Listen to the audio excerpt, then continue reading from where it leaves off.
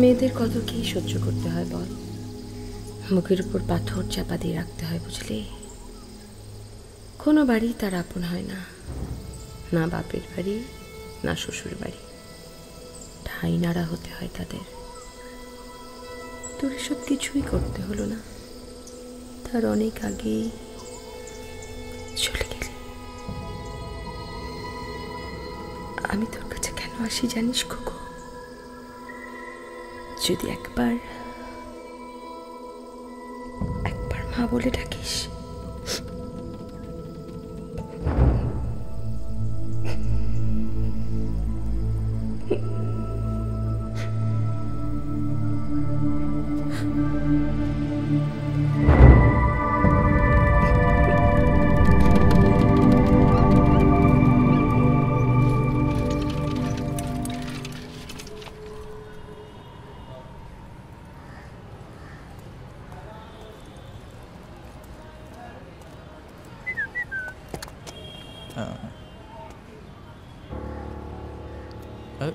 অজয়, রাস্তা ছাড়ো, আমার কাজ আছে।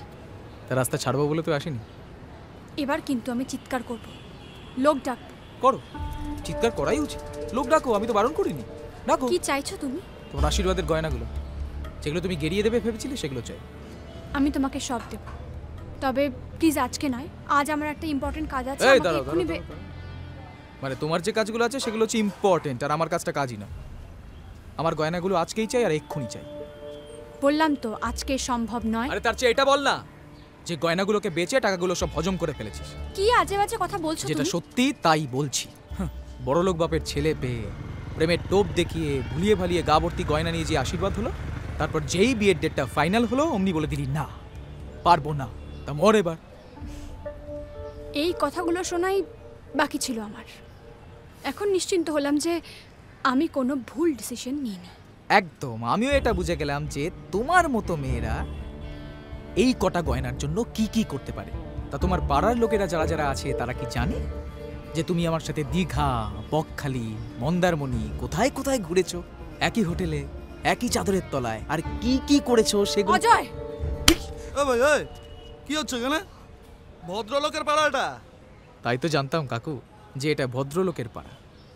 তা আপনারাও জানুন যে আপনার এই ভদ্রলোকের পাড়ার মেয়ে কোথায় কোথায় বিয়ের নামে ফুল ফুটিয়ে বেড়াচ্ছে। আর এই পাড়ার মেয়ের সাথে অসভ্যতা করা হচ্ছে, চল এখান থেকে চল।